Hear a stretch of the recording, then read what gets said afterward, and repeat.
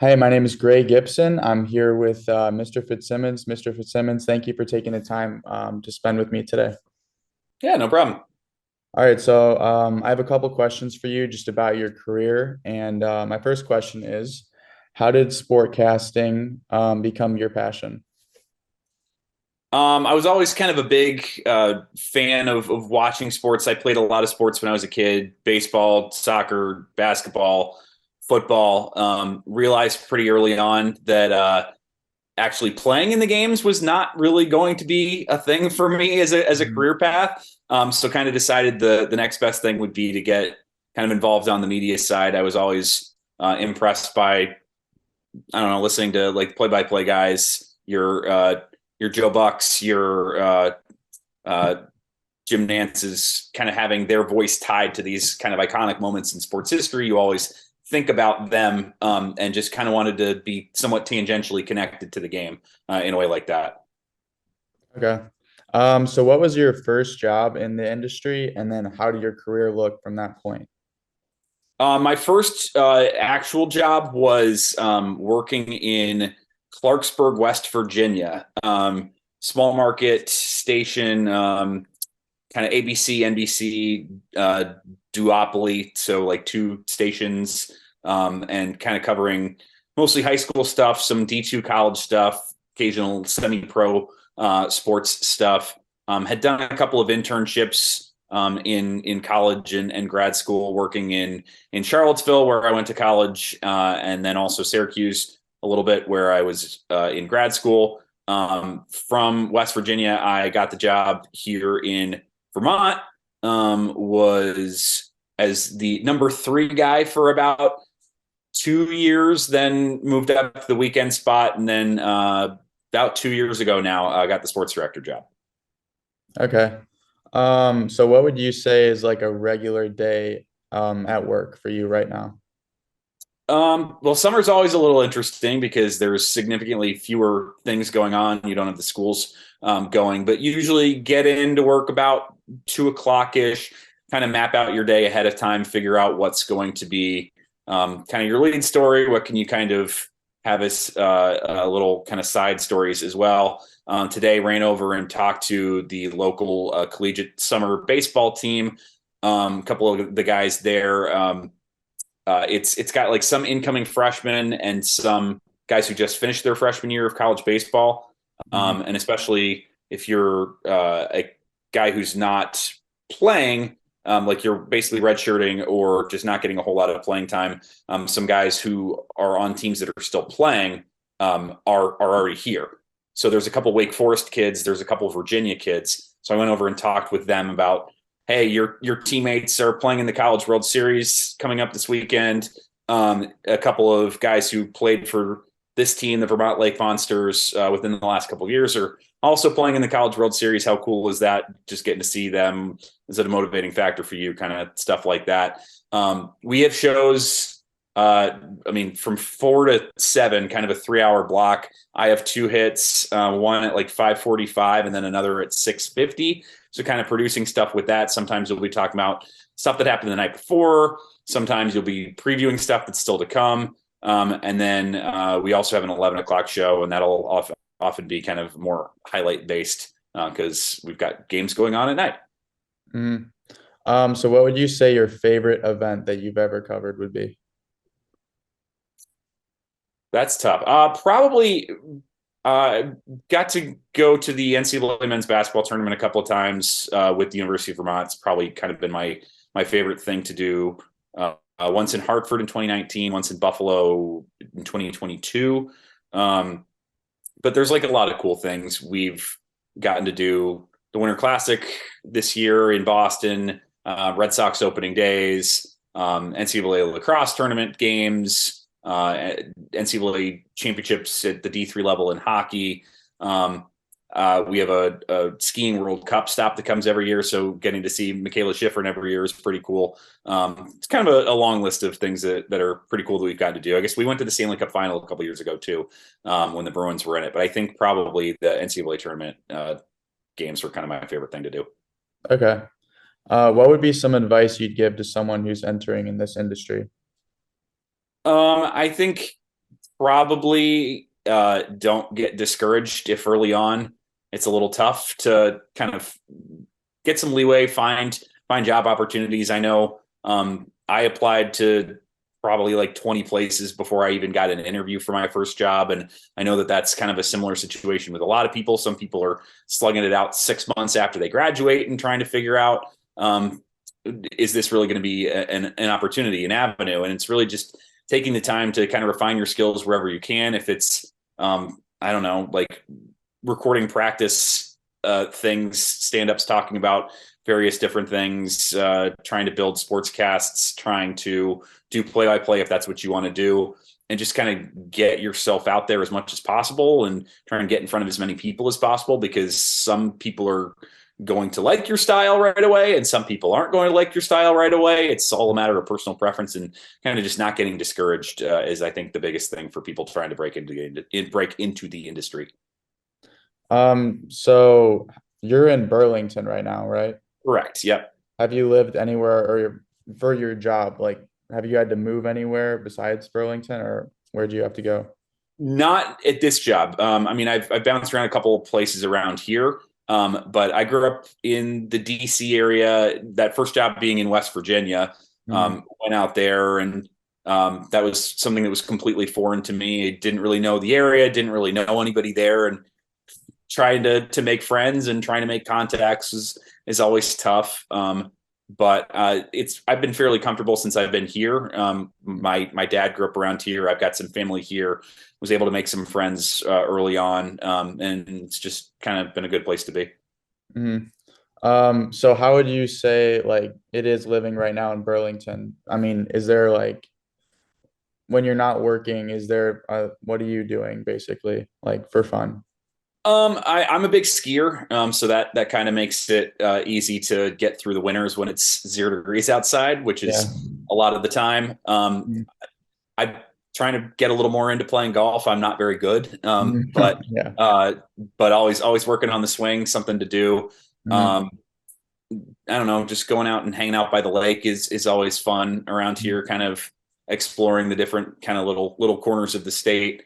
Um, During the fall, it's driving around and seeing the leaf peeping, and there's all the kind of farm stands all over the place. So certainly there's plenty of opportunities to find things to do, even though obviously Burlington's not a super big town, and a lot of the places outside of Burlington are very small once you get 20 minutes kind of outside of town. Mhm. Um, have you had any major struggles, or is there one struggle in your career that you think about, or has it just been like little tiny struggles along the way? I mean, I think that one of the things that when you're first kind of starting is getting used to the way like your schedule is kind of completely changes over the course of the year, depending on what's going on. And I don't know, being able to be flexible and Mhm. understanding like sometimes I've got to be leaving my house at 5 o'clock in the morning to get 2.5, 3 hours away to this sporting event that we need to cover. And sometimes I'm going to be at work until 1 a.m.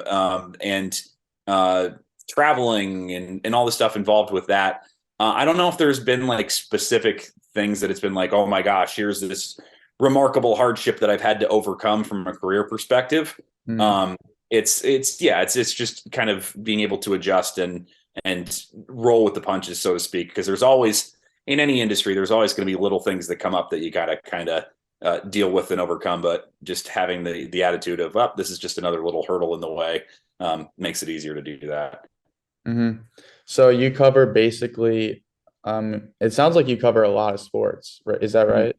Yep. So what would be your favorite sport that you've covered so far? Covering the UVM men's basketball team has kind of been my favorite thing to do. Pretty early on here, was able to kind of slide into somewhat of like the beat reporter role for them, and just following them around as much as I could. I don't know. I like high school football is really fun. Mhm. Just running around to various different parts of the state. Friday nights in the fall are always crazy. And then like yeah, like the D3 hockey stuff. The UVM teams have like had their periods of success and their periods of struggles, but there's pretty much always at least like one or two of the men's or women's D3 hockey teams that's competitive, has a chance to win a national championship every year. So that's always cool to do. I'm also was a lacrosse player in high school, so I've really kind of latched on, followed closely to some of the lacrosse programs around here. The UVM men have had a great run. The Middlebury women are national champions pretty much every year, it feels like at this point. So that's also been really cool to see. Okay. Oh shoot. I just had a question. I didn't write this one down, but I was just thinking about it. And then I just forgot it. So, okay, I got it. So, would you say right now this is like you're doing your dream job, or are you still trying to, do you have another goal in mind? I mean, I think it's obviously, I think everybody would love to be working in market, top five market, or working for Fox Sports or NBC Sports doing national stuff. Mhm. And I think like I still have like the dream and aspiration that at some point like that would be a really cool opportunity to get to do that stuff. I also really love living here. So Mhm. it's not as much of an, oh my God, get me out of here. I know that some people in some places where they're in smaller markets, certainly early on in their careers, are seeing it as a means to an end. But I think also just, I don't know, being able to be happy with where you are at times is good. And also having the ambition to kind of try and find the next opportunity and have that in mind is always a good idea as well. Mhm. Do you have a family or do you have any kids or anything like that right now? I am engaged. I don't have any kids. Okay.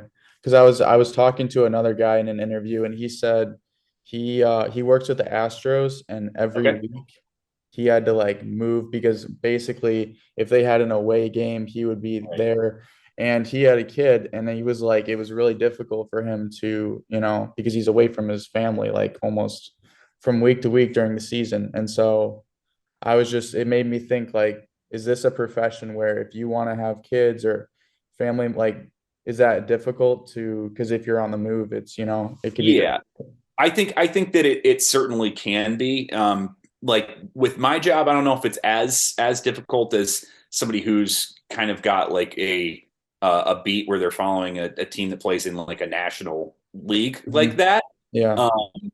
But I mean, the my predecessor as the sports director at the station that I work at, he left a couple of years ago because he realized during the pandemic that he wanted to be able to spend more time with his kids. And when Mhm. you're working from 2 p.m. to midnight every night, it's really hard to do that. Like Yeah. when they're off to school early in the morning, and by the time they get back, you're gone. So I think that you're right. There's certainly kind of some aspect of sacrifice and kind of figuring out what makes the most sense for you and your family, and whether this is really what you want to be doing. Mhm. Obviously, working in local news is going to have different time requirements and schedule requirements than being a sideline reporter for the TV broadcasts on of a Major League Baseball team, or working radio for an NFL team or something like that, where those guys are kind of traveling a lot more, but they have maybe a little bit more time to themselves and time to spend with their family during the week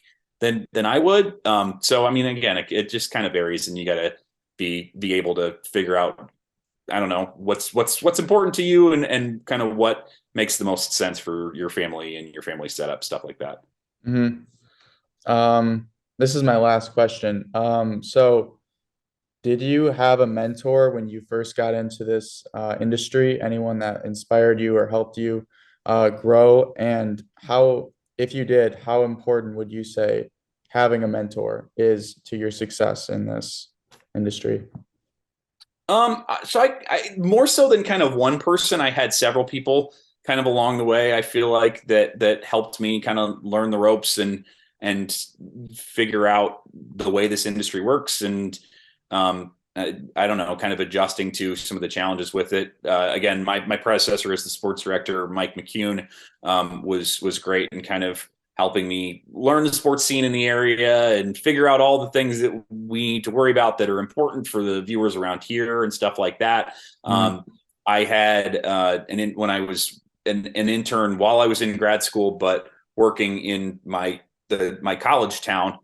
Damon Dillman was the sports director at one of the stations down there, and he again, kind of similar thing, kind of helped me figure out what the road to success was in terms of working in covering sports and local news and stuff like that.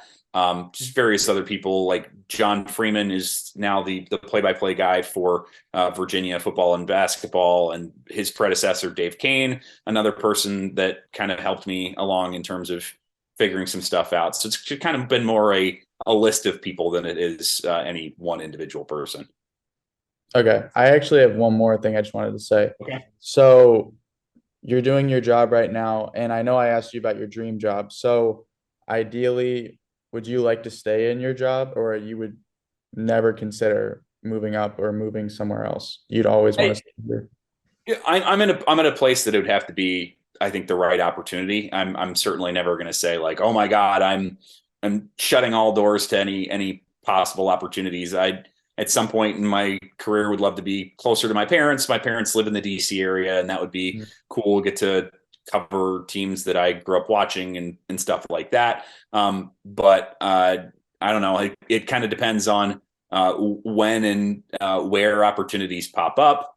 And I'm happy here, so I'm not going to be like banging the door down at something that might not be from a personal life standpoint that much of an upgrade, even if it was I don't know, a slightly higher market with slightly better pay or better hours or whatever it is.